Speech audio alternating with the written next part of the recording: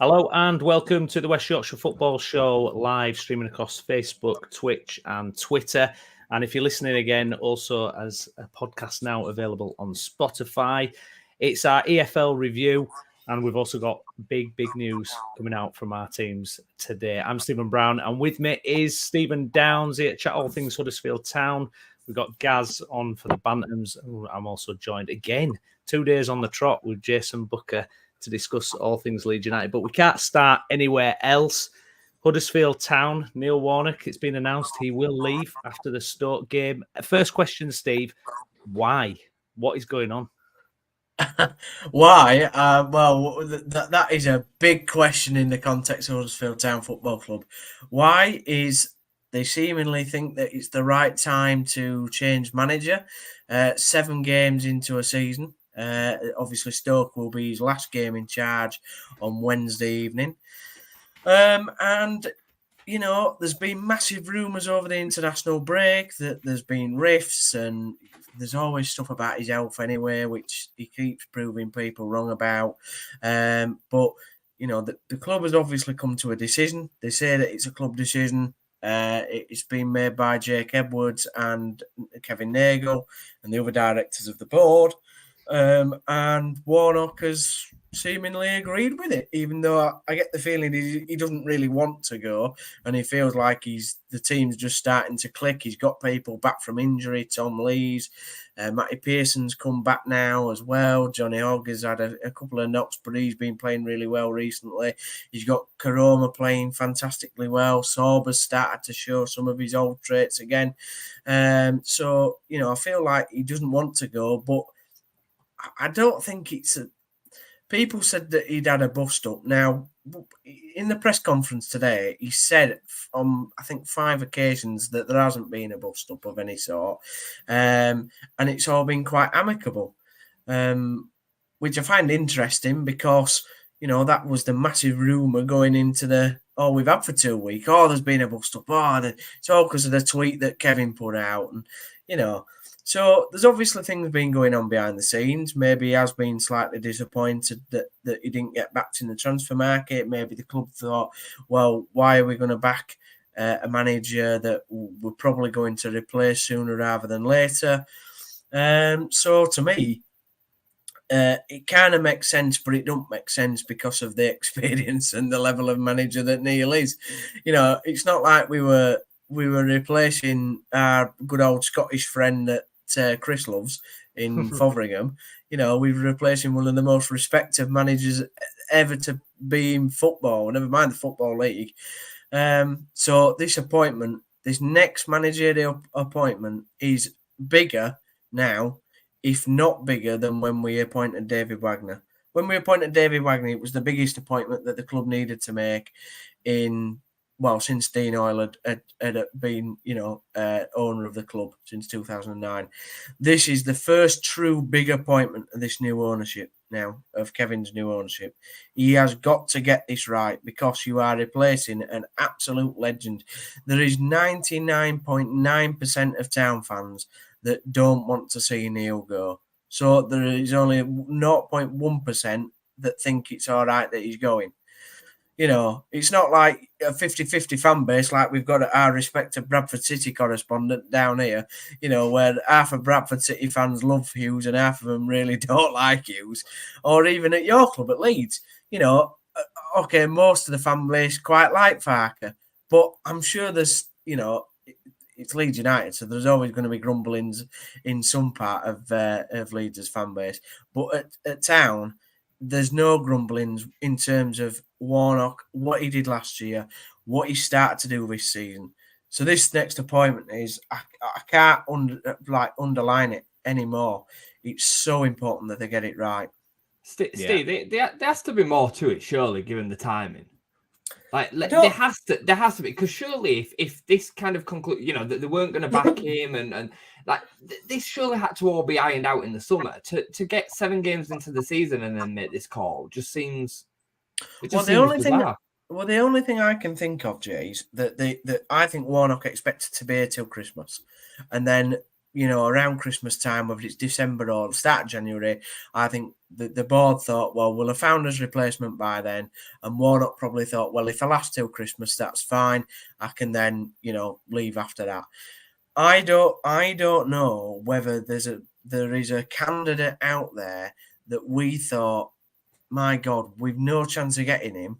And then they've had a discussion with somebody and they've actually got the man that they thought they'd no chance of getting. Now, who that is, I don't know. Whether I'd be amazed if it's somebody like Asselton or Potter or somebody like that. I'd be unbelievably astounded if it's somebody like that.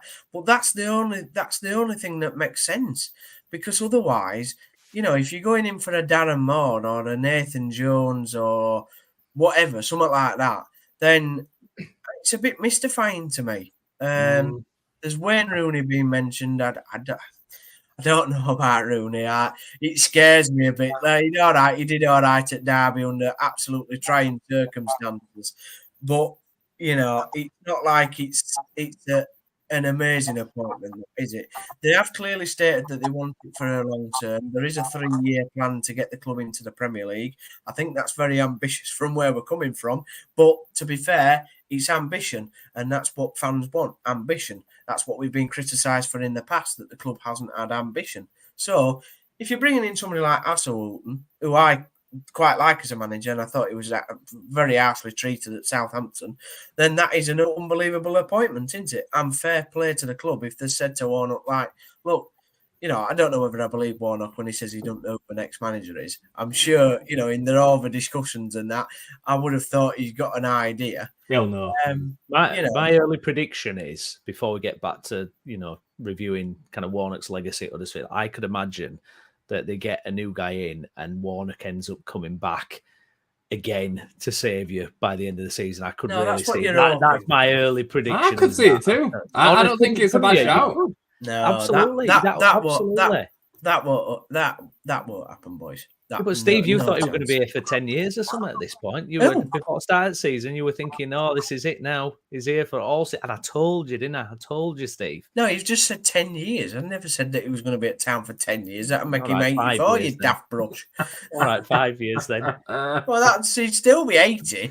I don't think he'd manage him when he's 80, you muppet. Hey, but no, I didn't expect him to be.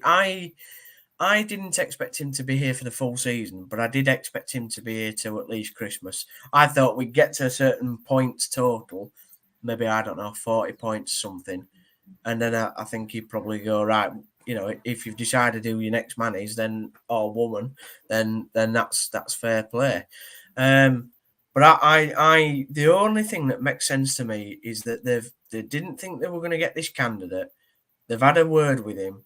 They've interviewed him. They like his style or her style, and they think, right, well, we're going to appoint you as an individual as our next manager, and because obviously they're rebranding the academy. There's lots going on behind the scenes with various club appointments. They're wanting somebody, a focal point, and a future manager that's going to take it forward, just like what David Wagner did when he came in 2016. He changed the culture, the training ground, the B team system. He did everything, and I think they're wanting somebody like that. It's one of the worries. Oh, sorry, go on, Gaz. I was just going to say, I think there might be something in that, what you're saying there, Steve, because why otherwise have they waited till after the international break? Makes no sense, does it, Gaz? It looks to me like you said, they've spoken to someone during that time. Yeah. I think what's happened is that's what I reckon Brownie's got it nailed, mate. No, he hasn't. Give him your opinion. What do you think, Brownie? We're thinking a little managerial merry-go-round out here in West Yorkshire. We're thinking Hughes out at Bradford City, and then destiny fulfilled. Then for me and Steve have been talking about this for a year, haven't we, on this podcast? Mark Hughes for Huddersfield Town. Or where did you say Warnock was potentially going? Bradford City. Not Bradford. To the jungle. To the jungle. I'm a celebrity. You know what? I would laugh if he left Huddersfield Town to go on I'm a Celebrity. Right, can I just say that has been picked up by a tabloid this afternoon as a story. Somebody has written that. I don't know which paper it was, but I have seen an online article that saying how good would it be for Warnock to go into the jungle. Like he would smash the eating challenges, wouldn't he? He would. But no, in all seriousness, they're saying that the next appointment will be announced by the end of the week. So we know that after the Stoke game, everything will be wrapped up with Neil, and our next manager will be appointed on the Thursday or the Friday. That tells me as well that there's somebody else already in place. Like the conversation's already been had and it's been done. If it's been done, yeah. If it's a case that he's going to be in place by the end of the week, I'd say it's already done. Unless of course it's Phil Parkinson again, and he just leaves that empty table at Huddersfield Town and does dirty on you again. Right, can you imagine that? No, that's not. I think he's pretty happy in Wrexham, to be honest. But the other thing that interests me is that we've got Kevin, who is, we've got this documentary thing that's going on at the moment. There's been talks with Netflix. I just wonder whether that's something as well that, because they talk a lot about branding that obviously you guys don't hear off your ownership. So, we've been a lot of conversations about branding and club appeal overseas. And so I just wonder whether it could be a big name, it could be an absolutely out there name, or it could be somebody like, Wayne Rooney coming over from the United States. Who knows? It's not a manager that you can predict. I just hope it's not a Fotheringham. Please, God, can we not have a scaffolder from Scotland, please? My biggest concern with it, though, Steve, is if you look at where Huddersfield were when Warnock came in, and there's no doubt about it, he's done a miraculous job at what he's done at Town.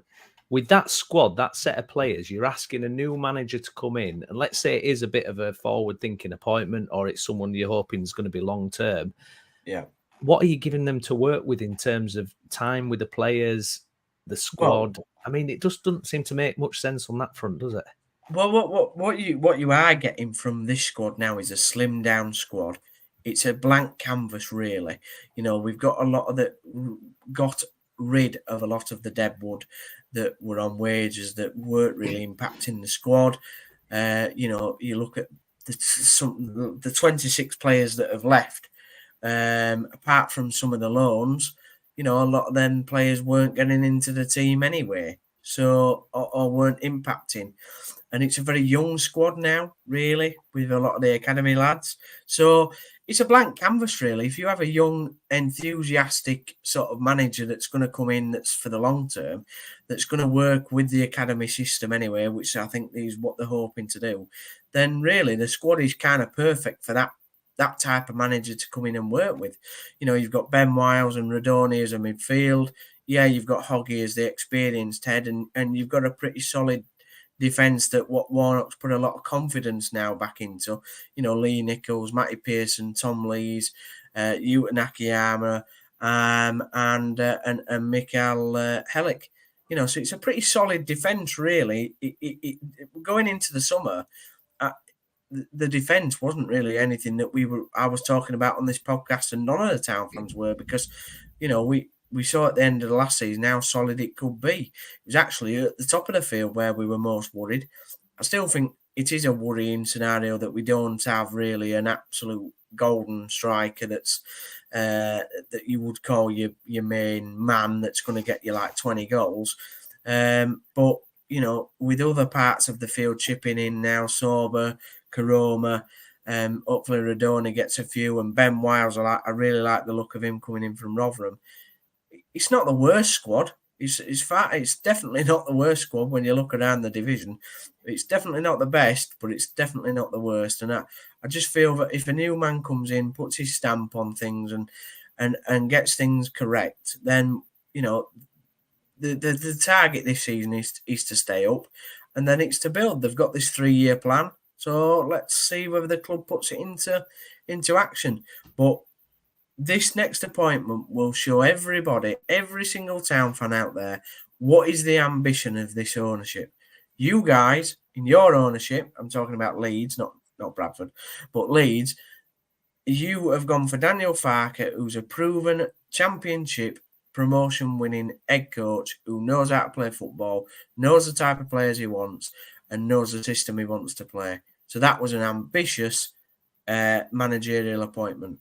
We need to make the same sort of appointment. And that's what I'm hoping for, as long as it's not Nathan Jones. I think it'll be Wilder. Just throwing it out there. Yeah. Well, I'd say that. Okay. I don't know about that. Not sure. There were rumours today that Wilder's going back to Sheffield United. Yeah, I think. Yeah, I mean, what? I don't know why. Yeah. I find that absolutely baffling that they would replace Paul Heckingbottom with Wilder. But that explains. That explains why Heckingbottom's so high in the odds for you guys. Because I seen that and I thought, well, why? That makes no sense. Yeah, isn't it? If he gets the vote already from Sheffield. I mean,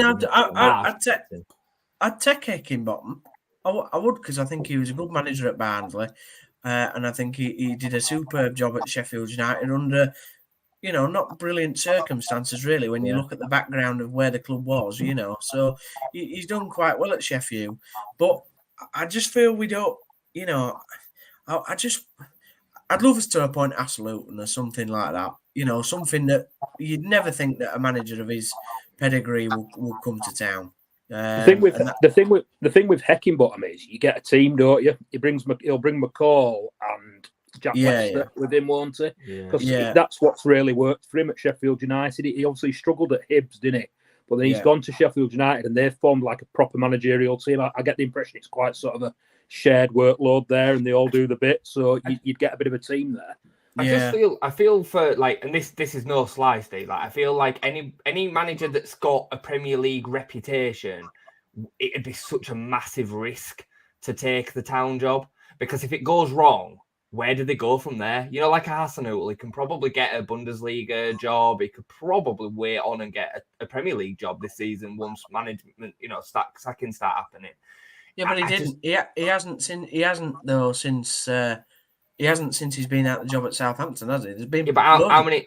Yeah, but how many attractive jobs in the Premier League has there been since then? Not many. Which attractive Premier League job do you think? How high do you think he's on Premier League teams list? He's not going to be on a Newcastle or a Tottenham or a Villa or a. He's talking Everton, Bournemouth, Wolves. So they're not necessarily attractive Premier League jobs, are they? I agree with you in saying it would be a risk for somebody like Hassel to come in, and I'm not even saying that we could afford somebody like him. But what I am saying is that will be a real statement to our fan base to go, right, we're the new owners. We've talked about how much money we've got and the fact that we want to do this and we want to do that and we want to do this right and right. Well, this is our man now. And this is a big statement for us as a new ownership. We're not going to employ somebody like Darren Moore, nice chap as he is, but he was at Sheffield Wednesday. We're not going to go for a Nathan Jones. We're not going to go for somebody from League One or League Two. We're going to put our money and our stake down on a manager that can build a system and a footballing philosophy at this football club. What would you say Daniel Farker at Leeds? What would you say to like a John Terry or an Ashley Cole? Like not Lampard and Gerrard, because they're but like an ex Premier League player in that mould that's not yet had their shot. No, because they've got no managerial experience. They've not been out there. And what about Dean Smith? What about someone like Dean Smith?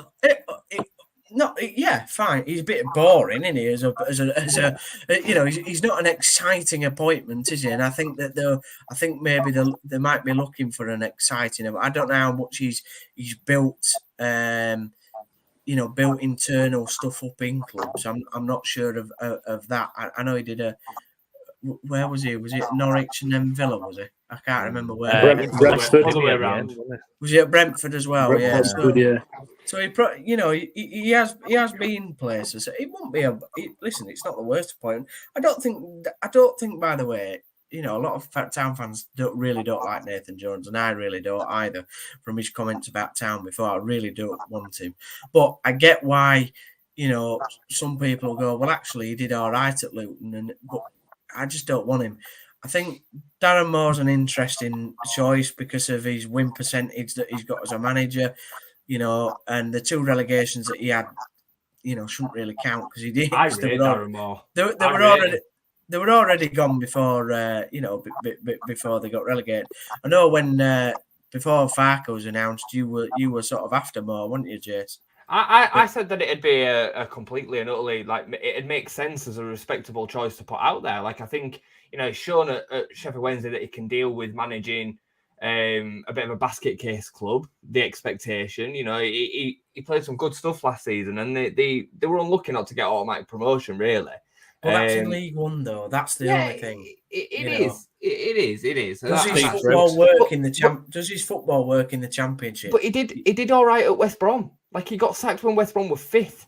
Like, we're in and amongst the automatic the season that we got promoted. I think it was the season we got promoted, or the season before. I can't remember. But he did have an unbelievable squad at West Brom. Yeah, he won't have an unbelievable. As much as our big dark squad up there for a little bit, he's not going to have an unbelievable squad at Town. I don't think it'd be a terrible shout for I'm not for anybody. No, I'm not saying it would be either. I just feel that that's not the sort of appointment that I could be totally wrong. By the way, we could announce Darren Moore on Thursday, and I could look an absolute idiot. But I'd be mega jealous. I just get the feeling that I'd be mega jealous. You'd be jealous, would you? Yeah, there's loads of City fans clinging on to the faint hope that if Hughes goes, they might come to us, which I can't see happening. He ain't going in the League Two. We're clinging on to that hope that if Hughes goes, he'll come. So it would be gutted. No. What about Steve Bruce? No, he's been at Town before. That should never happen again. Brown is loving it. Look at Brownie's there. I know Brown. The worst candidate I can go out there just to annoy Steve. I'll do it. Brownie won't be loving it in an hour's time, will he? Because we all know what's coming up. But we'll leave that for the viewers for a little bit. We haven't said the worst candidate yet. Not live anyway. Mr. Jesse Marsh. No, but I mean, he tell us about this. What's this link that you're hearing there? Are you allowed to say this? Yeah. Because it's just rumor on social media that I've seen by a few people that said that Jesse Marsh wouldn't be the worst choice in the world. I think he bloody would be, but there we go. It's so funny. But I'd rather have Ted Lasso in charge. But maybe the branding thing though, like you were talking about earlier, though. I just think thing and all that. Yeah, I just think, lads, that it makes absolutely no sense to get rid of Warnock to just get a merry-go-round manager in to replace him. What is the point of that? All these names that we that you usually mention, like Bruce, Pardew, Darren Moore in some way, Holloway, bloody Pulis, yeah, all these guys that get touted for every single job going. I just don't see it being any of them. I just think the BTEC Warnocks, aren't they? They are BTEC Warnocks. Yeah. I just think it'll be so left field, or it'll be somebody that's a young, hungry, up and coming coach that we're not sure about. Maybe somebody from Europe, or it'll be a big name. It'll be a name that we wouldn't have expected to come to Huddersfield Town. I mean, how unbelievable would that be? That I'm not saying this is like in your wildest dreams, by the way.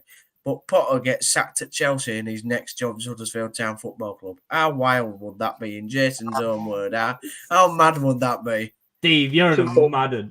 When Jason put wild into the chat earlier on, I was tempted to put Pete ? But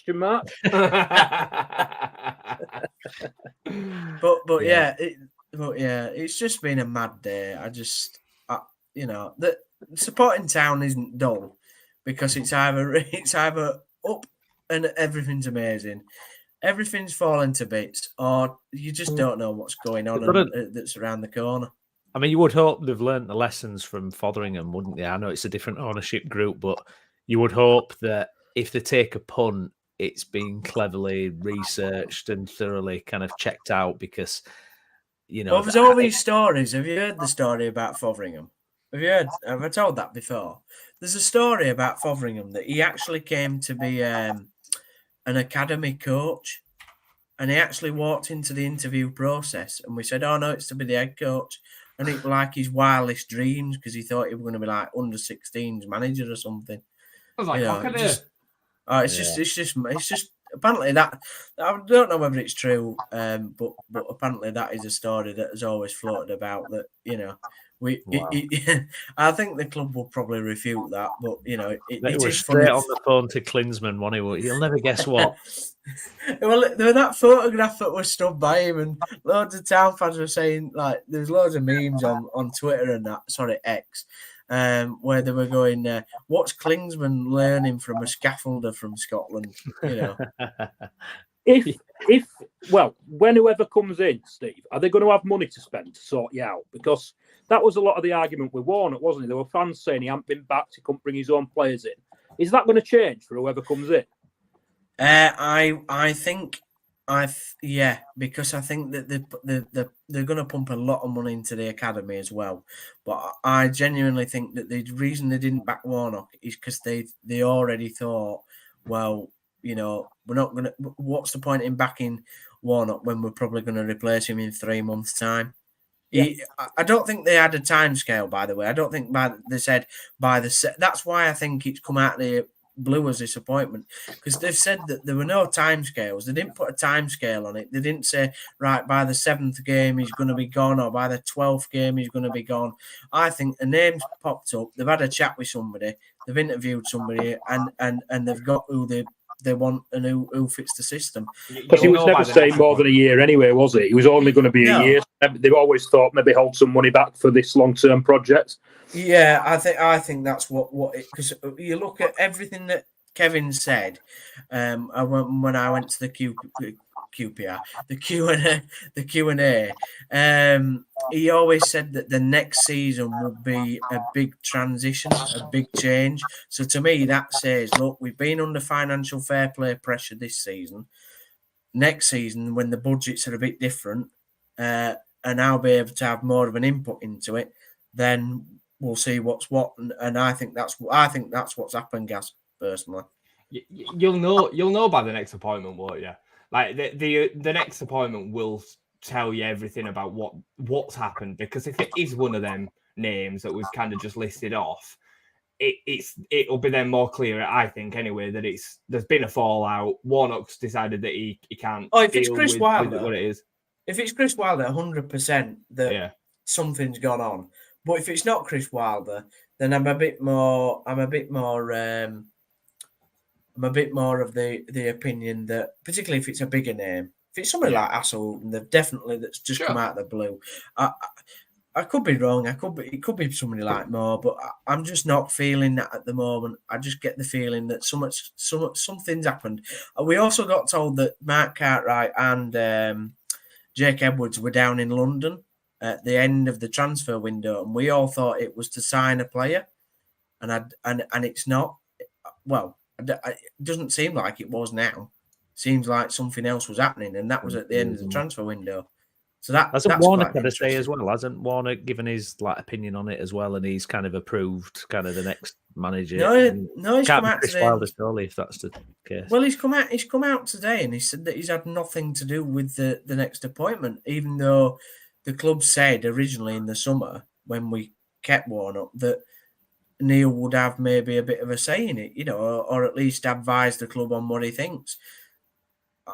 I don't know. That's why it's all very confusing, to be honest. The timing's confusing, because you would think, wouldn't you? You wouldn't give Warnock all pre-season, not back him, then have the whole transfer window and it close, get to the first international break, let him have 2 weeks off, and then come out and say, right, he's not our manager anymore. Well, it just makes... It's very strange, isn't it? It's just... So I think there's something bigger going on than we all expect. But it'll be interesting. Thursday or Friday, boys. I think we might have to have another podcast. Yeah, absolutely. Well, he's been waiting a while to talk about the Bantams, so we'll bring him in now because I know we've not got him for the whole show. It wasn't great at the weekend. Again, Gaz, it does feel like... it's just not quite happening for Mark Hughes at the moment. Loud boos at the end of the game. What did you make of it?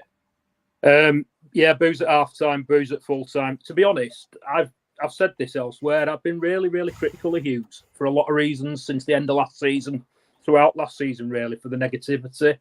But one of the key things at the start of this season, as I've banged on to you guys about, was this change in formation. And actually on Saturday, he changed it back to what we were playing last season and played it from the start. And it was arguably, in my opinion, it was a better performance than we've put in in recent games, especially. The thing is that there's so many people just waiting now for it to go wrong that they were taking any excuse they can to get on his back. And obviously, it were on edge. And then they scored on a complete smash and grab, went and scored totally against another player. And as soon as that happened, it turned. It just went horrible inside the ground. Probably like it was when Adams were here. And it was a little bit unfair, in my opinion, because he's made that change. He's shown a willingness to change. And I think if we'd have had a striker, we've got both Andy Cook and Verdane Oliver injured. We'll play the winger from Aston Villa, 19-year-old, we're playing up front. And I think if we'd have had a striker, we'd have won that game comfortably. So there is a caveat to what happened on Saturday. The problem is that Hughes probably ain't going to be given the time for Cook and Oliver to come back to sort this out, because he's made so many errors and he's annoyed so many people over the last few months that slightest thing like that, he's not going to get the time now to sort it out. He just needs to win games, without excuses, really. Yeah, and it's a shame as well. I was reading Jason's piece in Width of a Post today, and the fact that, a year ago, or longer than a year, obviously, when Hughes came in, it was such a massive boost to the club, wasn't it? It was such a big name, and it gave a bit of credibility back. You wouldn't have predicted that it would have gone this way, would you? Really, this season, the hopes. I know it was tampered a bit by what happened in the playoffs, but he is such a big name. You thought it was going to get going at least, but it's been a pretty dismal start. Yeah, it's been a grim start. And I said on pre-season show that I were a bit pessimistic about the start. I mean, I'm pessimistic at best of times anyway, but you just look at the strength of the division. I think last season was our chance to get out, to be honest. Yeah. And I think we messed it up. And I think that was on Hughes. That were on nobody else. That were on Mark Hughes, that we didn't get out of the division last year. Too negative, especially in playoffs. Now the division is a lot stronger. So I always thought that it was going to be tough this year. I said from start, I don't think he'll see season out. I stand by that, and it's just going to be a matter of time how long he can cling on, to be honest. If he gets Cook and Oliver back and we go on a bit of a run, he'll obviously last longer. But if Saturday's anything to go by, the reaction of the supporters, both in the ground and on the radio phoning after the show, if we lose at Newport on Saturday, I don't see him lasting much longer than that, to be honest. Needs a win on Saturday. That's the only thing. Oh, it's the same old story, isn't it? The only thing that can save managers is winning games, and that's what he needs to do. Yeah, I mean, a couple of my City supporting mates, I mean, they it's funny, they've just been getting grumpier and grumpier as the season's going on. And I think they're at the point now where it's almost that kind of thing where you almost want your team to lose so the manager gets a boot, as awful as that is. But it gets to that point where you're just so fed up. I mean, they're particularly annoyed with how dire the football is and the lack of attacking intent. And especially, we're exposed to so much great football these days. It feels like years ago, we didn't have these expectations as fans, did we? I mean, it's like, us as Leeds fans, before Bielsa, the football was pretty dreadful and we were kind of used to it. But now expectations, even in League Two, it's just so much higher, isn't it? And I think that comes with his name as well, because he's played, obviously, at the highest level. He's managed Man City, he's managed big teams in Premier League, and with that name brings it, and with enough expectation at City as it is, we're just who we are and the division that we're in. So people expect the best. The crowds, people say, you've got big crowds, you've got loads of money. You've got to remember, we're paying cheap season ticket prices. So the money, actually, people say, City have got loads of money. We haven't got loads of money. There's teams in that division that are spending, that'll have bigger budgets than us. But yeah, the expectation is always going to be there. Like you said, when Hughes came in, there was excitement because it felt like somebody would be able to manage that expectation. And obviously, he got the club united. It was a big name. People were coming down because it was Mark Hughes. But it's just gradually turned. The football is terrible. It's absolutely terrible. It's not kick and rush or alt like that, but it's possession for possession's sake. We're very, very, very, what's the word? Well, impotent at breaking teams down. We just like the defenders keep the ball and we struggle to progress it through the thirds. And like I say, it's Russell Martin League Two. Yeah. It looked to me the other week like there was no real idea of what the attacking intent was. Last weekend when you were on the box, I watched the game, and whenever Bradford were in possession, it was like a set of decent players had been sent out with no instruction on how to play. That's what it looked like.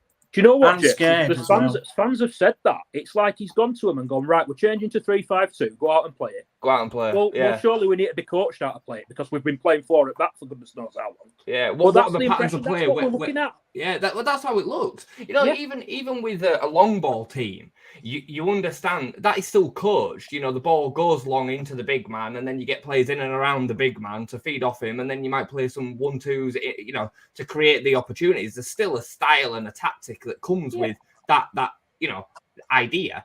And when I watched Bradford, it was just like, oh, right, okay, they're trying to go down the wing now, but there's no structure to it.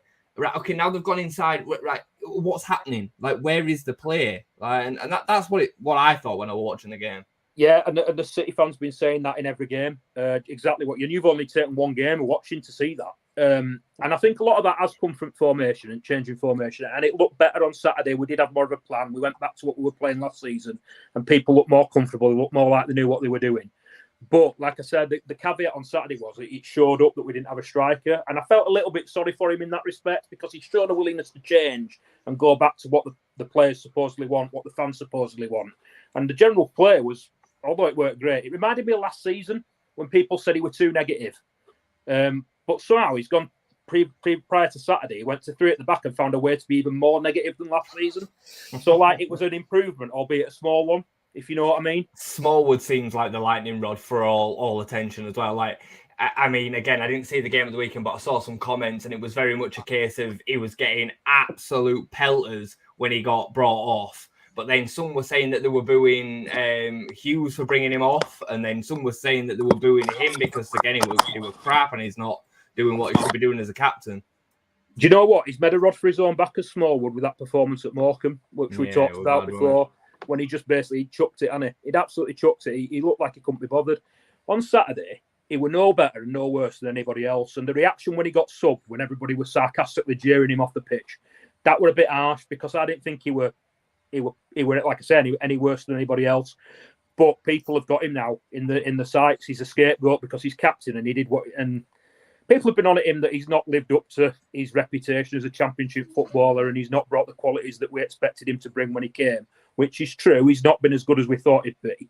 And then obviously that at Morecambe just tipped it over edge because people were like, that's totally unacceptable. And now I don't see, without him turning into like prime Deschamps or something, I can't see him forcing a way back in fans' eyes. And yeah, they were. I felt sorry for him. It were horrible when he got subbed on Saturday. And I didn't boo because I thought he's been no worse than anybody else. But yeah, people were right on his back and it was just a bit nasty, really.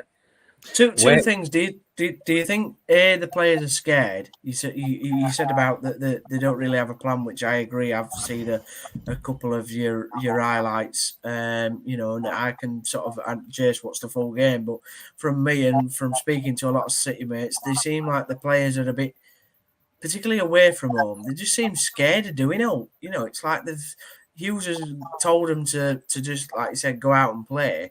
But even doing that, they're not. There's no creativity because they're just frightened of losing the ball, and that's why it's come to this possession sake stuff. Another thing I'd say is if you throw in with a side like Harrogate, who, from my opinion and what I've seen, are dreadful, it tells you that you're not really going to do well this season, doesn't it? No, I agree, and like I said, Harrogate were poor. They didn't threaten us at all until that goal that they scored, and it was, like I say, it was typical smash and grab. But that moment just tipped the crowd over. It was just like, right, that's enough now, and it was just it were horrible. Yeah, there isn't a plan. Players don't look comfortable, or they didn't with his 3 at the back. They looked a bit better on Saturday. But that about negativity, like we've had this lad, you've probably seen his name mentioned. He's come through at youth team. He's got in it last couple of games. He's called Bobby Poynton. And when people have watched him at youth team, people that have said he's like such a sort of positive footballer, pick the ball up, go forward. On Saturday, his first instinct was to turn round when he got the ball and look for somebody behind him to pass the ball to. And people were saying, that's Hughes, we need to keep the ball. Now, whether that's true or not, I don't know, because I don't watch him train. But it just makes you think, doesn't it? Is that an example of what Mark's telling him to do on the pitch? Because we've had managers like that. Chris Powell was like that with us. Nice bloke, but he just didn't like a player going forward. You have to keep the ball, even if it's passing it sideways or backwards. Not possession-wise, because we played a bit of hoofball under Powell, but it was more the fact of don't lose the ball. Just anywhere in our half, do not lose the ball. And so it made players we had players like Adam Clayton at the time, who you've seen in the City shirt. They love to go forward. Clayton would go forward over time. But when it came to playing under Powell, it was like, right, but best not go forward too far, because otherwise, if I lose ball and then I'm out of position, that's it. Now I'm going to get a rollicking at half time. Now, whether that's true or not, like I say, I don't know. He has been hampered this last few weeks because obviously he's not had a striker to play. He played. Yeah. You were seeing it Sky game. He had Matt Derbyshire up front on his own, who's like, I don't know what is he, 37. He's never going to be able to press as a lone striker. I press more than him, but he was the only option we had. And then obviously he played this 19-year-old Villalone winger up front on Saturday. And if we'd have had Cook or Oliver, I'm confident we'd have won that game quite easily. So there is a caveat, but yeah, is he going to be given time for them two players to come back and help him out? And like I said, Patterson in midfield, he's made a really good start to the season. He's apparently out for another couple of weeks with his hamstring. So there is a bit of a caveat, but I wouldn't say in total, he's not got any more injuries than other managers have had, but what he's got is he's got players out in the position. Yeah. This is why it's the old age thing of when a new manager comes in, you see players come back into the squad that then start playing like all of a sudden out of nowhere because they're not hampered by tactical instruction. I mean, we saw it, didn't we, a few years ago? Like you would never have believed Matthias Klick could have played the way that he did, as an example. Calvin Phillips, players like this that were then coached and tactically instructed to play to their strengths rather than to the weaknesses. So yeah, everything you're saying sounds exactly like. Don't you think like football, like fans these days, we expect a bit more, don't we? As well, we want to be entertained a little bit. It feels like I think that's so. Definitely. But that's like that's what's happened with us and Warnock. Karoma was bombed out the squad. I thought Karoma was never going to play another game for Huddersfield Town Football Club. Went on loan to the Portsmouth. I just thought he was going to get sold this summer, and then, before Warnock came in, sorry, and then he's come back in, and he been one of our main players, and he's a good player, but he needed a manager that believed in him, and he needed somebody to inspire him. The thing about Hughes that I've always thought is, particularly in his sort of latter years, is he's not very inspiring, is he? I don't think you go into a dressing room and think, God, I'm really excited to play for this man. Do you? I don't know. There's just something about him. I always thought at the start of last season, when everything was really positive, you used to see things like, I don't know if you've seen it, they have a camera goes onto the pitch into players' faces afterwards, and it's always like up the effing chickens when we've won and stuff like that. And Hughes was part of that, and it felt like he was very sort of bonded to the players, and it was really sort of good relationship. But as last season progressed, and things happened with the fallout with Jake Young, the supposed fallout with Matty Folds, there's been other issues with Kean Harrott, who we had on loan from you. Apparently Hughes bombed him out as well. It just makes you wonder if there's been a bit of a thing with the players where I don't know whether they're falling out. Lost the dressing room a bit. Yeah, he's got a history of that though, hasn't he, Hughes? Hughes has got a lot of stories about Hughes that fly about problems with players, didn't he? Yeah. Did it? No, didn't it? Yeah, no, I think the Kieran Harrott thing though was also, there was a lot of things going off the pitch, mate, to be fair. But I don't whether that's true in terms of the other lads as well. You'll know better than me, but it wouldn't surprise me if he lost the dressing room slightly. It makes you wonder, especially with that performance from Smallwood at Morecambe as well. I got told the other day that Smallwood were one of the ones that just weren't happy with this formation, have been very vocal about the fact that it wasn't working. And yeah, that adds up, doesn't it? If he's lost the players, he's lost the captain. Maybe he hasn't. Maybe we're being harsh, but it just makes you think a little bit. Has he lost the crowd? Totally. Do you think? Saturday would say so. Yeah. What I left as soon as the final whistle went on Saturday, but our mate Jason, who runs with the Post, put in his match report that he'd hung about after the game, and players always come over to fans after the game to like applaud stands and stuff. Apparently, when players came over, crowd were clapping, and when Hughes came over, it just turned to boos. So, that happened at Blackpool with Fotheringham. They all came over, everybody clapped, and then Fotheringham came over, and everybody started swearing at him and booing him. Well, like I say, I wasn't there, but Jason said that's what happened. So, yeah. Guys, am I right in thinking that Matty Daly scored again at the weekend? Yeah, he did. Scored against you again. He looks offside, to be honest, but Well, we don't know. He was from us, him. Yeah, he was on loan to City from you guys, and then he were on loan somewhere else in League Two. Hartlepool, I think it was. Yeah, he was brilliant for Hartlepool. Yeah, Kevin Wilson were awful, and then he's gone to Harrogate and has been brilliant again. So yeah, well, we let him go because he played at Charlton, scored a goal at Charlton, winning goal. I think it was a winning goal. And we won 1-0 or 2-1. And then he got bombed out. He got absolutely, but I can't even remember what manager he was under. He got bombed out of the squad and never played for the club again. I like him. He was a player that I've watched quite a few times. I like him a lot, actually. He was one of the weirdest scenarios of a player I think I've ever seen at Town. It was straight, so weird. The thing with him at City was he was anonymous. It was like he weren't on pitch, which were odd because he's been so good for Hartlepool. And then, like I say, he's gone to Harrogate and he's good for them. So I don't know what it was about us, but you wouldn't know he were there. He was like he never touched the ball, never did anything, but he were on team sheets. You were like looking for him, like where is he? Tactical instruction again, guys. You see, it was Derek Adams as well. So. He didn't fit the 3-5-2 system, did it? the game just missed him under Derek Adams. It just went back that way and then back that way again. You've watched Derek Adams before, I've watched him a few times. I just think how bad it was under Adams. Surely we're not getting to that level again. Blimey. Like I said, the rumour, the suggestion that Cook might be back on Saturday, but the headline in the Telegraph and Argos was something like, Hughes is urging Cook to play through the pain barrier, and you makes you wonder if that's just desperation because he can probably see that he won that game on Saturday with a striker, and he's probably thinking, I need him to play on Saturday. Especially when he made a big thing about resting him last year, and it does. Does it make you wonder that Cook doesn't want to play for him? Or isn't, he was definitely injured when he got injured in a home game, and you could tell he was injured. It was his side. He was holding his ribs, and he was hardly moving for the last 5 or 10 minutes of the game. He hadn't been seen for about 3 weeks, but Hughes said on Saturday that injury's recovered, and now he's got a problem with his knee. So I don't know. Maybe you're right, Steve. It's all conjecture in it, but maybe you're right.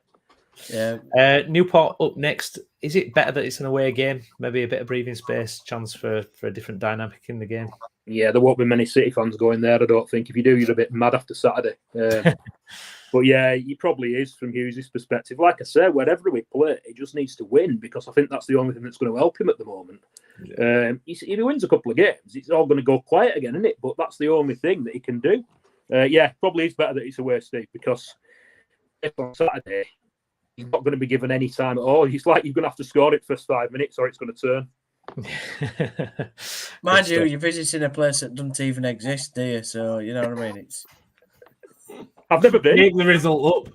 It doesn't exist on a map. It just says Stoke. You go into Stoke-on-Trent, and that's it. No, we're not going. We're not playing Port Vale. We're playing Newport. Oh, so it does exist. Sorry, it does exist. I thought Steve said Port Vale. Sorry. Apologies to people of Newport. Mind you, they're about as nice an area as each other out there, I'm sure. So I've never been. Like I say, I've never been. I might have gone actually. Have you been to Port Vale?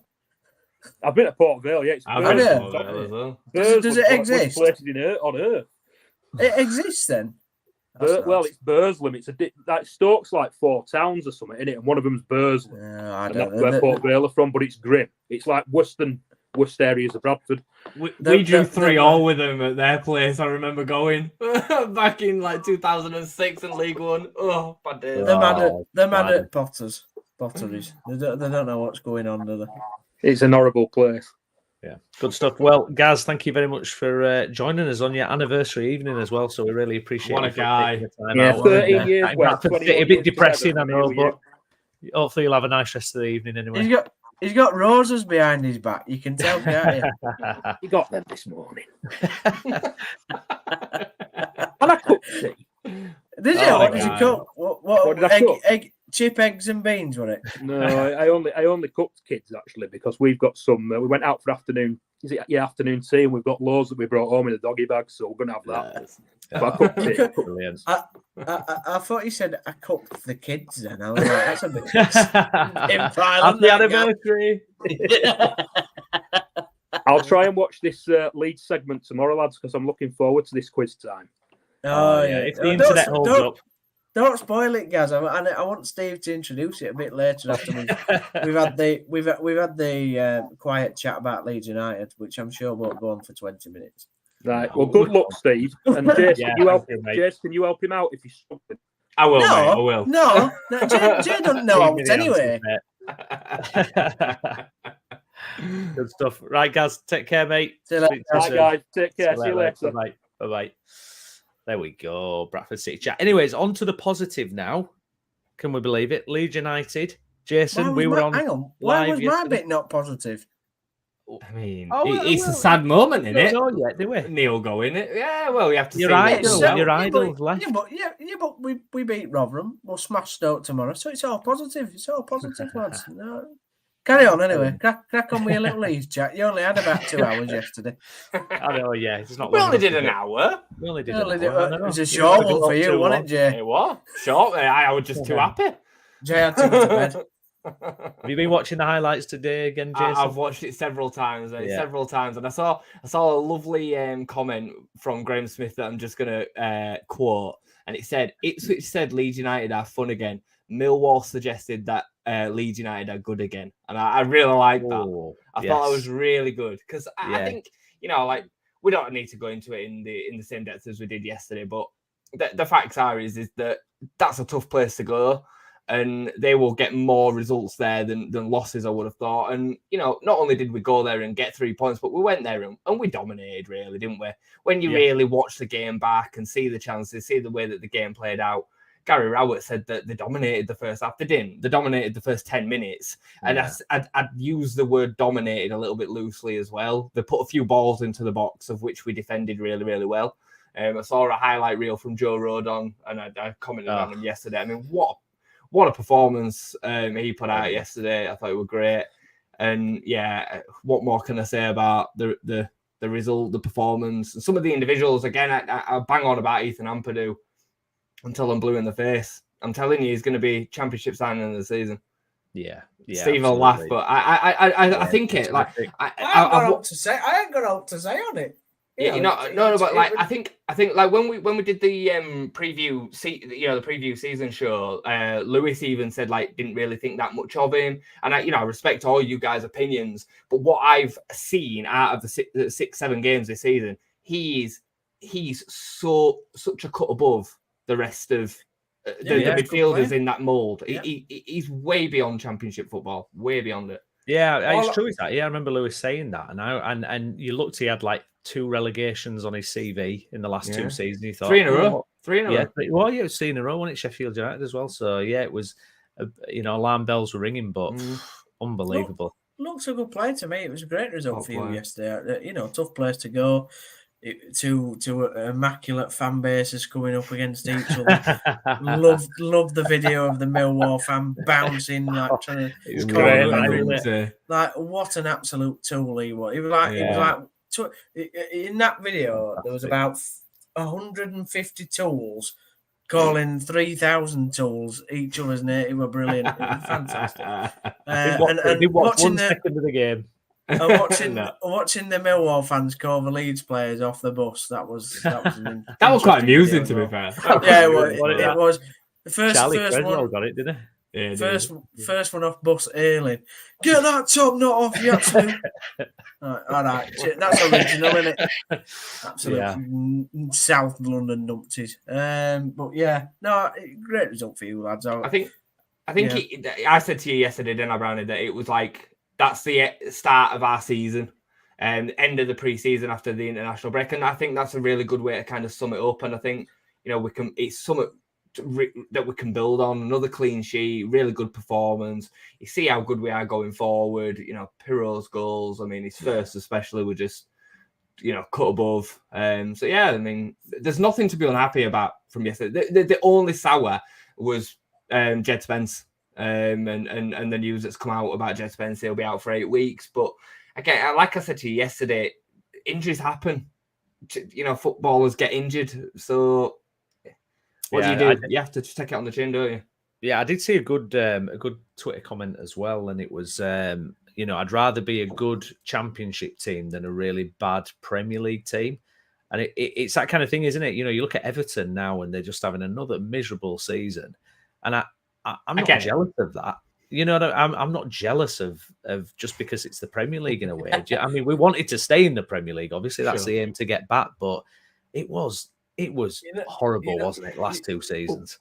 Yeah, yesterday's game was the first game since Chelsea at home at the beginning of last season where I've actually enjoyed it. That's the first thing. Like, I actually enjoyed experiencing it. Sure, like scoring the last minute winner at Liverpool was amazing, right? But the game itself wasn't enjoyable because you're just expecting to concede constantly.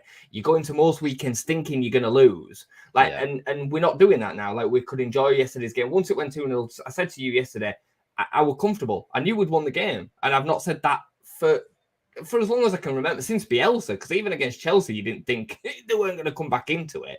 So, you know, so I get it. Like, and I think the squad now is so much more capable than what we had last season. I said that to you yesterday. Like, I believe that. I think it's a better squad than last year, which is ridiculous. I would have killed for Joe Rodon last year in that defence. Rodon. I love it's you, true, Steve. Honestly. Like 6 weeks ago, I don't expect us to get in top 6. We're not doing it this year. 6 weeks later, Jay's like, European champions, winning league. I mean, a lot's changed. What I've ever seen at Leeds in my life. A lot's changed. Listen, a lot's changed in 6 weeks, right? A lot. I know, I get that. But the players that we've kept, the players that we've signed, you know, what the players that we've signed have then shown. You know, we right now we're looking at it, and really we haven't made a bad purchase. All I'm saying is, welcome to the. If there's any new listeners out there, welcome to the resident Talk Sport fan here in the corner. This guy, Brownie. He thought Warnock was, here for the, No. And how many times did I tell him? Steve, go back right across the whole podcast that we've done over the last 6 months. I have not said that once. You turned your nose up at Michael Carrick the other day. Yeah, because look at the job he's doing at Middlesbrough, and you can't chat because you've said, Carrick's gonna get sacked. I mean, I called it, at the beginning of the season. You did call it. But what I'm saying is he's still, it'd be a good signing for Huddersfield. Yeah, well, there we go. You see, you're obviously you love Carrick, don't you? You love him. So get rid of Farker, get Carrick in. No. Daniel Farker's the man. He's the man. You seen the video of him going over to the away end today? Yeah, we love a bit of that, don't we? I just, it's a way that he carried, like, away from all the kind of, passion merchant stuff, which the fans love. And, it's nice that he goes over to the away end and stuff, but that's not what's important. It's the way that he carries himself, his belief in his methods and his style, and sticking to his guns as well. When it was a little bit difficult earlier on this season, he sticks to his guns like Bielsa did. Nobody were going to tell Bielsa what to do. The fans' reaction weren't going to change the way that he carried himself and set his teams up. And Farker's the same. So, he got it bang on yesterday as well. He got it spot on. Absolutely. Long may it continue. Long may it continue. Now, Stephen Downs, is it time? It's if you want to crack on. We play the intro. I've still got the intro music. Should we play it? if you I'm just going to sit quiet. You're gonna get on Google, Jason. You're meant to get. How fast can you type? Jay has to be quiet in this next segment. Just to Kevin. Oh,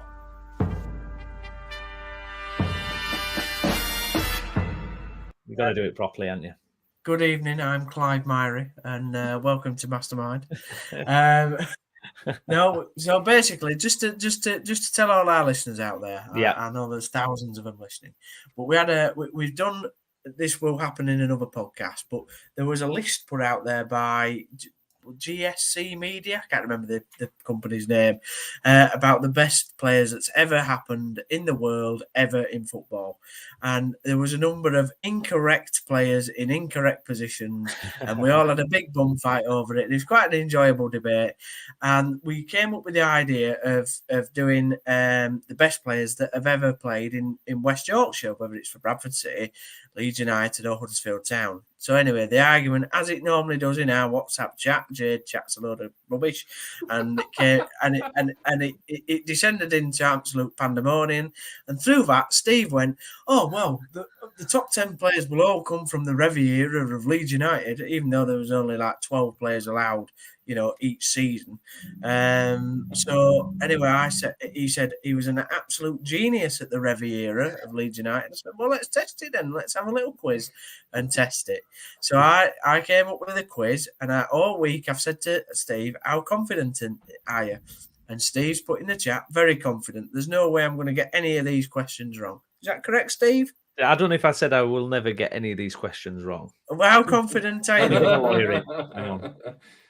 Yes, Judge. No, I was very confident, and then I saw how seriously you were taking this, and my confidence may have slightly started to. Is it dipped? Little. Well, just tell Jason, how many do you think I'll get right out of 20? What number did you give What, me? me? Yeah. He says I'll do well to honestly, get 3. Jay, honestly, if you don't get 3, if he gets 3, I'll be amazed if he gets 3 right. Well, I mean, if the how many centimeters tall was Billy Bremner, then No, Jay. There was no stigma of the questions. I said to Steve, you saw it in the chat. What period can we go from? And I've cut out 4 years of Revy's era, so I could have gone back to 1961. So we've already cut 4 years out. And what worried me, Leeds fans, is, by the way, that Steve went, we'll do 75. We'll do 1975. He wasn't even at the club at 1975. I knew you were going to say that, but I was thinking in terms of his team. Come on. It don't matter anyway. He had his footprint all over that team. Come on. So are you ready for the first question? All right then, come on then. Let's do this. So you get 10 seconds answer. Nobody in the chat. Nobody in the chat help him. Right. Come on, Kevin. Kevin, get your answers in there. Yeah. Okay. So, number 1. Leeds United finished in what position in the 1964-65 season? Hang on. Second. Correct. That's 1 right. Well done. Number 2. One of my 3 down. One of your 3 down. In the 1964-65 season, both Leeds and Manchester United finished on 61 points, and the league was decided on goal difference. Can you tell me what Leeds' goal difference was? The actual goal difference? The goal difference, yeah. Come on, you're a Revy legend. You know everything about him. Oh, my God. Oh, my God. All right, hang on. I'm going to say... Going well, Miss Jane. That's tough, though. That's tough. No, it's not. No, it's not. You're supposed to know it. You either know it or you don't, I guess, don't you? Yeah. I'm going to say something like 42. What, plus 42? Friggin' hell, they must have scored a lot of goals. No, it was plus 1 is the answer. Oh, you mean the difference between Man United's and Leeds? No. What goal difference did they end was that all it was? Plus 1? Yeah, plus 1. And they were top of the league with plus 1. Man United was plus 11. Okay, so we must have got tonked a lot that season or something. So number 3. What a nil. So number 3. I've researched these. These are all correct answers, by the way. Hang on. Okay. Yes, get on that one. Right, number 3. Get that verified. In the same... No, we're not doing verifications. Right, number 3. In the same season, Leeds played Liverpool in the FA Cup final. So in 1964-65, in the same season, Leeds played Liverpool in the FA Cup final. But what minute of the game did Billy Bremner score in? Oh. So they lost 2-1. They lost 2. Billy Bremner equalised. It was in extra time, wasn't it? No clues.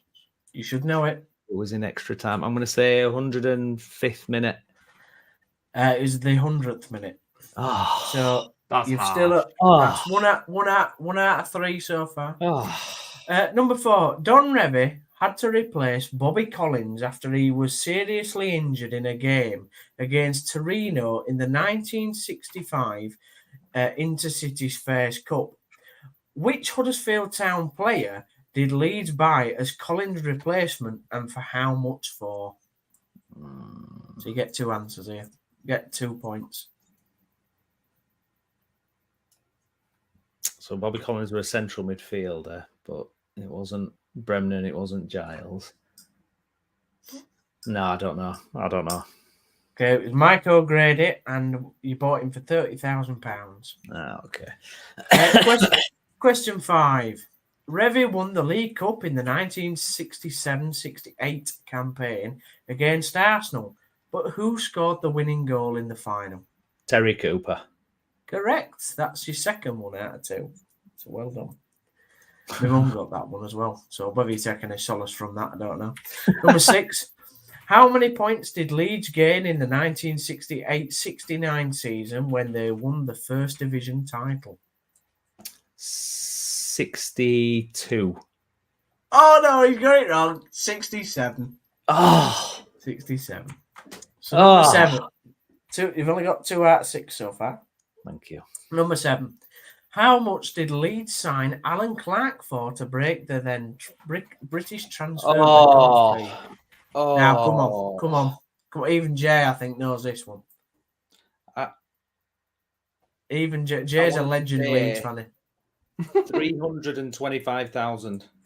No, it was £165,000. So still it's not my era. It's not my area. No, and Jay, to be fair, you didn't say you were a legend of the Riviera, so I'll give you it. Jay. You didn't big yourself up, unlike the man in the glasses over here. Number 8. Leeds tried to go for a treble in the 1969-70 season, but miserably failed. They came second in the league, but who won it? Everton. Correct. Who beat them in the FA Cup final? Chelsea. Correct. And who knocked them out in Europe in the semi-final of the European Cup? Celtic. Correct. So you got 3 points. That's 3 points. Well done, Brownie. Get in. Come on. And I think. I mean, I don't know if you've seen the chat, Brownie, but no. I think Mr. Steve has to do some revision in the goals for and goals against column, because that +1 was absolutely nada. Yes. Was it on my research? It wasn't. I looked at various tables. So Manchester United finished on 61 points, 89 goals for, 39 goals against. Leeds United finished second on 61 points, also goals for 83, goals against 52. So we had a +31. Well, okay. Steve, we'll question, but from the tables I looked at, fair enough. I knew Leeds fans had come to your rescue. Anyway. What tables you're looking at there, Steve? Number 9. Before the 1970-71 season began, Revy was offered a £100,000 contract to manage which club, but refused it to stay at Leeds? Was it Everton? Nope, it was Birmingham. Number 10. Who were Leeds knocked out by in the 1970-71 FA Cup?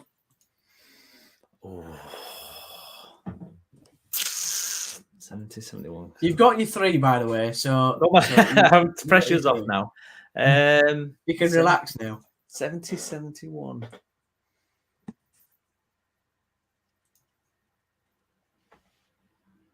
I want to say West Brom.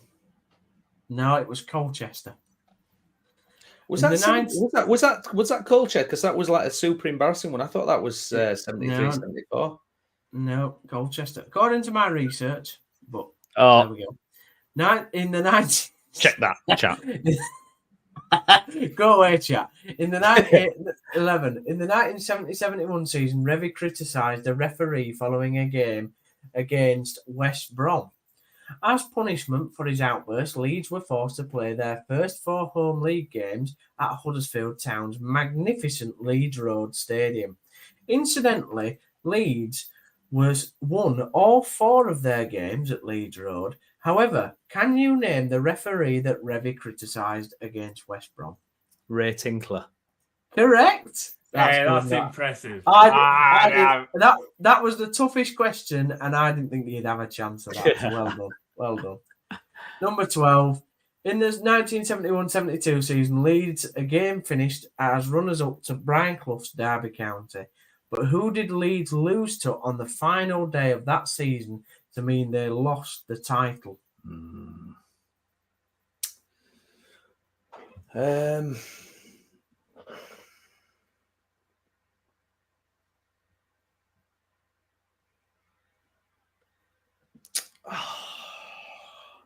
God. You've done better than I thought you would. Chelsea? I'm already proud of you. No, it's Wolves.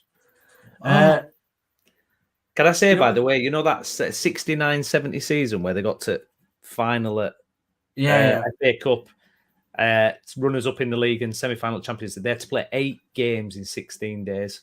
It's mad, isn't it? It's just with no barely any subs or anything. Number 13. Yes. Who scored Leeds' winning goal in the 1972 FA Cup final? Alan Clark. Sniffer. I thought I'd give you an easy one. Yeah, give me a nice one, gentle one. Because you've done well. You've done it. Number 14. Leeds were defeated in the 1973 European Cup Winners' Cup final by who? And also, can you name the controversial referee that sent off Norman Hunter? Is it AC Milan? And I can't remember I don't know the name of the referee though. Christos Mitchas, apparently. Oh, come on, Brownie. Obviously, Christos Mitchas. Jesus. So Christos Mitchas, actually. Get it right. Christos Number 15. Christmas. Anyway, number 15. Revy was offered another chance to leave Leeds. I mean, why wouldn't you? In the summer of 1973, but was unable to move due to new laws being introduced in Britain to curb rising inflation due to the crap government and wages. Which club could he have joined before the move broke down? Manchester City? Everton. Oh, Everton this time. I knew there were a job offer from Everton in there somewhere. Bloody hell. Number 16. In the 1973-74 season, Leeds won the League Cup on how many points? The league on how many points? League. I'd be guessing. How many points? 74? 62. 62. In what month did Don Revie take up the England manager position? June, because we won the league in 74, and so I'm guessing he got appointed straight after in June. It was July 1974. Oh, right, okay. Yes. Brian Clough took over from Revie in 1974, but for how many days was he at Leeds United? 44. Correct. I thought I'd give you another easy one. So that's 5 out of 20, 5 out of 18 so far. 5 out of 18, right? Come on, finish strong. In the film The Damned United, which actor portrays Revie? Oh, what's his name? He's the guy who's in Star Trek, isn't he? The Next Generation as well. What's his Meanie? Is it Meanie? You're a Meanie. What's his? Is it Colin? No, Colin Meanie. It's Cole Meanie. COLM Meanie. Oh, do I get that? Can I have that? Come on. Yeah. No, because that's not how it works on Mastermind. You got it wrong, so you're wrong. So can you, number 20, I've started, so I'll finish. Can you tell me how many games Don Revie managed for Leeds? He was there for 14 seasons, so let's have a look. God. Jay, I'll let you have a guess at this, Jay, if you want. How many games did he manage? Yeah, I'll let you have a guess.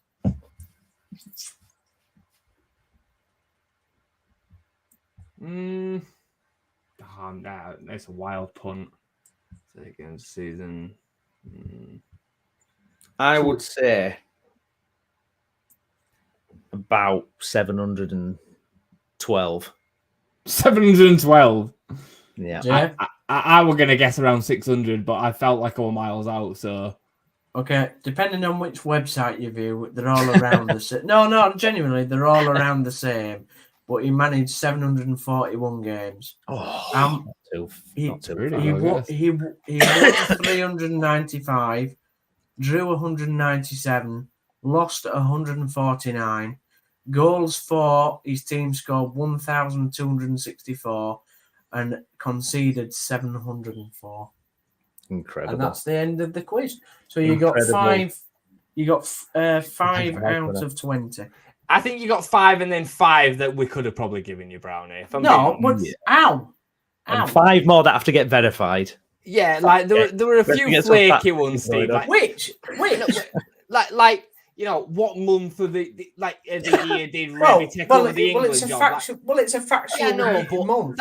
That's not knowing stuff about Revy and not of course it even is. the Revy. No, Don Revy got the England job in July 1974. Steve went, I know everything there is to know about the Revy era of Leeds. I said, what years can we include? 1975. So I included 1974. I think answer in June. Jay, July you're just bigging up your little mate here that's got 5 out of 20. I tried, Brownie, all right. Thank you. I appreciate it, mate. Thank you. I've smashed your quiz to bits, and unfortunately, you've done better than I said that you get 3, and you've got exactly. 5. So I didn't think you'd get Ray Tinkler. I overperformed my XG. Come on. You did. Expected goals were probably very low, and you've tucked one in bottom corner. But you ain't got a last minute win. I even got that. I got that referee one, and I saw your eyebrows go up. Like you weren't expecting that, were you? That was the when I did that question, I was like, how much can I absolute crap out this quiz? Name the referee that he criticised in 1969 or whatever it was. Like. Good stuff. I do love that era of football, though. We were chatting, weren't we, before, Steve? And I absolutely love that era of football. To be honest, but I'm quite prepared. I'm quite prepared for you to ask me a town quiz at any time you want. Right. What era? Or are you just gonna? Is it anything? No. Any place? Well, you said that you're a Revy legend. So I will say, ask me questions that relate to from 2009 to now. I'll be happy with that. 2009 to now. Right. Yeah, the 2009-10 season to now, because that's the time I've supported the club. Even though I know the history and everything about it. What day did Jordan Rhodes go to a car boot sale on? Yeah. Jordan Rhodes has probably never been to a car boot sale. I think, Brownie, you should do 1912 to 1940. Oh, yeah, what? Yeah. No, that's anyway, Jay. You can't say you're already 1-0 down in quizzes, so you need to show. Don't even start. Don't even go there. It gets him. You see, Leeds fans, look at it. Look, he sat forward, then he jumped up to his mic to defend himself, but he can't. He's already 1-0 down. No, Brownie stiffed me. He felt sorry. Yeah, I regret that. You know, and he regrets it. You don't regret it at all because you just thought, oh, Jay will smash Steve in a quiz here. My Leeds best buddy, and then he didn't, did it? He lost, didn't he? He got crap taken out of him. He got his head stamped on, and he got tucked in, and that was fine, wasn't it? It were at the Gal Farm. You had the referee on your side, right? Not really. The sun were in my eyes. Like it was just one of them days. Hey, you can't say out about the sun being in my eyes because when I'm registered blind, so there we go. You can shut up with that one and all. Good stuff. That was fun. Right. That was fun. Yeah, well done. So it wasn't too painful, Steve. Yeah, you enjoyed it. Did you think it was going to be harder than what it was, or? No, it was about as tricky as I thought it would be. You expected a question about Don Revy and first time he'd eaten a prawn sandwich or something, didn't you? Yeah, well, it wasn't too far off that, to be fair. But, it wasn't that bad. But, yeah, it was good. I enjoyed it. I hope everybody watching along enjoyed it as well.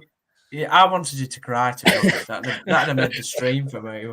I didn't embarrass myself. I'm happy with that. It wasn't nil. Do you know what I mean? It wasn't nil. You got 15 questions wrong. Well, yeah, but but I got them. I did them 3 that I got. That should have been 3 points. It was one question. It was one question. What I said was you get 3 of the questions right, and you did. So it was very tough. It was tough. Really tough. Thank you very much. Anyways, guys, final word then. Warnock is out. Steve, any final comments on that, mate, before we go? Yeah, just watch this space this week because we'll see who's going to replace him, and then we can have a kick-off podcast about who's going to replace him. But yeah, very sad. Warnock's a legend. Please clip it up. Thanks, Warnock, for all you've done. Go and enjoy your retirement, and don't come back and manage a relegation rival and relegate us. That'd be really nice. Cheers. Enjoy I'm a Celebrity, Neil. Yeah, I enjoy it. But genuinely, what a legend of a manager. I enjoyed so much meeting him, being able to shake his hand last year and thank him for keeping us up. And, you know, I'm so grateful for my period of football supporting life to be able to watch a genuine genius of football, you know, do his thing, speak how he speaks in the press, and how he engages fan bases. And there is no one on this planet that would have been able to get our fan base, our fractured, broken, unbelievably negative fan base, back to some sort of normality as he has done. There ain't another person on the planet. So, you know, from myself, from I know thousands of Town fans, you know, just thanks, Neil. Thanks for what you've done. And, you know, hope you know, good luck in the future for wherever you end up. But for our time of watching Town, particularly the younger lads like myself that didn't get to watch him first time round, thanks for coming back. Thanks for the miracle of 2022, 23. For all that saw it, we'll never forget it. And yeah, let's hope we don't get Nathan Jones. Good stuff. And Jason will be back Wednesday, won't we, mate? For late night Leeds. Late night Leeds chat. Late See night what Leeds. we're. Is that what you're calling it? Is it? Well, what a talk sport branding show that is. Late night Leeds. when it's you know, late night during the week, and you know we're coming online at 10 o'clock after the game's finished. Can I come on with you when you've lost? Is that doable? No, absolutely not. Why not? I don't want to come on when you've won. you do something tomorrow, Steve, with the Town game, all right? Yeah. I'm not playing tomorrow. I'm playing Wednesday. I thought you said you were playing tomorrow. No, I'm playing Wednesday against Stoke. Wednesday as well. Oh, we might get you on then. See how you feel about it. We'll why do not? that. Tears, you'll be in tears, won't you? Warnock leaving, you'll be like, oh, Neil. I might not be going. Yeah, I might be working. So. Okay, fair enough. We'll see. Please, if you've enjoyed the video, do like the video, subscribe to the channel for more content on Leeds, Huddersfield Town, Bradford City, and our non-league teams as well. If you've been listening on Spotify as well, please do leave us a review on there as well. I've been Stephen Brown. With me has been Gaz covering Bradford City. Thank you, Gaz. We've had Jason Booker. Jason, thank you, mate. And Stephen Downs as well. Steve, big thanks to you as well, mate. And we'll be back again later in the week. Thank you for watching.